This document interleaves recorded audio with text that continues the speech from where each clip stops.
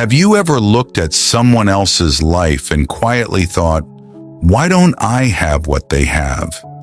Have you ever believed that happiness would finally come after a bigger house, more money, better clothes, or greater success?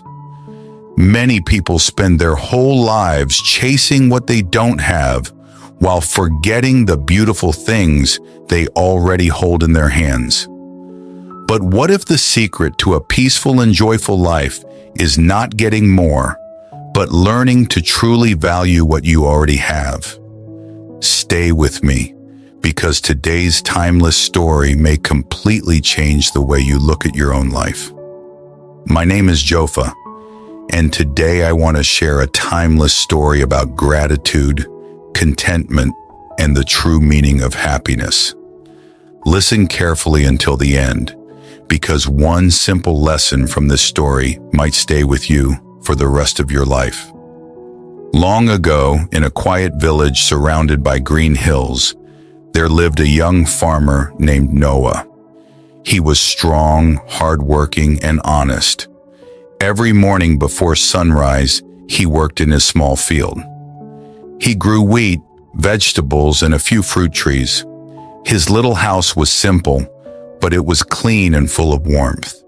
Even though Noah had enough food to eat and a peaceful place to sleep, he was never satisfied. Whenever he looked at his neighbors, he compared his life with theirs. One neighbor had a larger farm. Another owned many horses.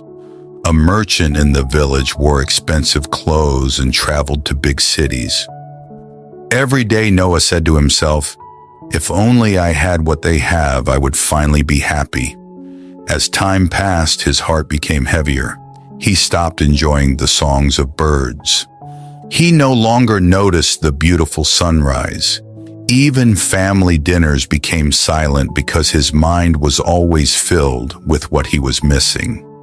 One afternoon, an elderly woman known by everyone as Grandma Miriam arrived in the village. She wore simple old clothes, carried a wooden walking stick, and had gentle eyes that seemed full of wisdom. The villagers welcomed her warmly and offered her food. When Grandma Miriam met Noah, she noticed sadness on the young man's face. She gently asked, "Why do you look so worried?" Noah replied, "I work every day, but my life is too small. Others have so much more than I do. I cannot feel happy." Grandma Miriam smiled but did not answer immediately. Instead, she said, "Tomorrow morning, meet me before sunrise at the old oak tree outside the village." Curious, Noah agreed. The next morning, they began walking together. After a long journey, they reached the top of a high hill. From there, they could see the entire village. Grandma Miriam pointed toward a large mansion. "Do you see that rich man's house?" "Yes," Noah answered. "Go and ask him if he has peace." Noah walked to the mansion. The rich man welcomed him inside. Everything looked beautiful. Golden lamps, expensive furniture, and servants filled every room. But the rich man's face looked tired. When Noah asked if he was happy, the man sighed deeply.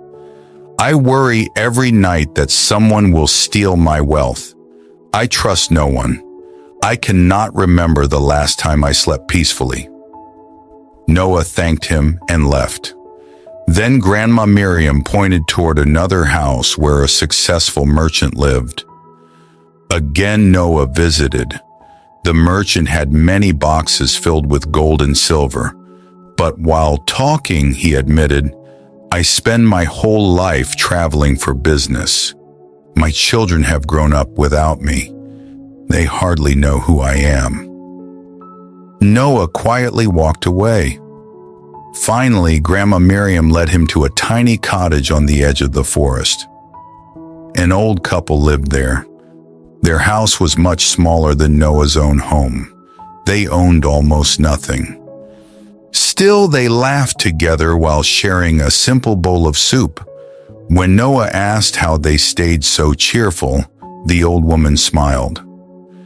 We thank God every morning because we wake up together. We have enough food for today. We have each other. What more do we truly need? Her words stayed in Noah's mind. As they walked back, Grandma Miriam stopped beside a quiet river. She picked up 2 cups. One was made of gold. The other was made of plain clay. She filled both with fresh water. "Drink," she said. Noah drank from the golden cup. Then he drank from the clay cup. The water tasted exactly the same. Grandma Miriam smiled. People spend their lives fighting for the golden cup. They forget that what truly matters is the water inside. Noah stood silently. For the first time, he understood. He had been chasing the cup instead of enjoying the water. Grandma Miriam continued, "When you keep comparing your life with others, you become blind to your own blessings. Gratitude opens your eyes. Comparison closes them." Those words changed Noah forever. From that day, he began noticing small blessings. He smiled when the morning sun touched his fields. He enjoyed eating simple meals with his family. He laughed with neighbors instead of competing with them. He planted new trees without worrying whether someone else's farm was bigger. Months passed. Something surprising happened. People started noticing that Noah looked different. Not because he had become richer, not because he owned more land, but because peace had returned to his face. One day a young boy asked him, "How did you become so happy?" Noah smiled and replied, "Nothing around me changed. Only my heart changed." Years later, Grandma Miriam returned to the village. She found Noah sitting outside his house, watching the sunset with his family.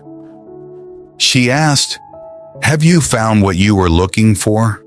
Noah answered with a gentle smile, "Yes, I was searching everywhere for happiness, but it had been waiting inside my own home all along."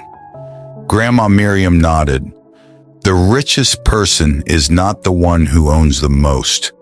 The richest person is the one who needs the least to feel thankful. That evening, as the sun disappeared behind the hills, Noah realized something important. Every day he had wished for another life. In doing so, he almost missed the beauty of his own. Life became lighter after that. His problems did not disappear. Some seasons were still difficult. Sometimes the rain came late. Sometimes crops failed. But his heart stayed peaceful because he had learned that happiness does not depend on perfect conditions. It depends on a thankful heart. The lesson from this story is simple but powerful. There will always be someone who has more than you. There will also always be someone who has less. If you spend your life comparing yourself with others, you will never have enough. But if you learn to appreciate what you already have, you will discover a happiness that money cannot buy. Contentment does not stop you from chasing your dreams. It simply means you enjoy today's blessings while working for tomorrow's goals. Dream bigger, work harder, but never forget to be grateful for where you are today. In real life, there is a famous story about Nick Vujicic, who was born without arms and legs. Many people believed he could never live a happy life.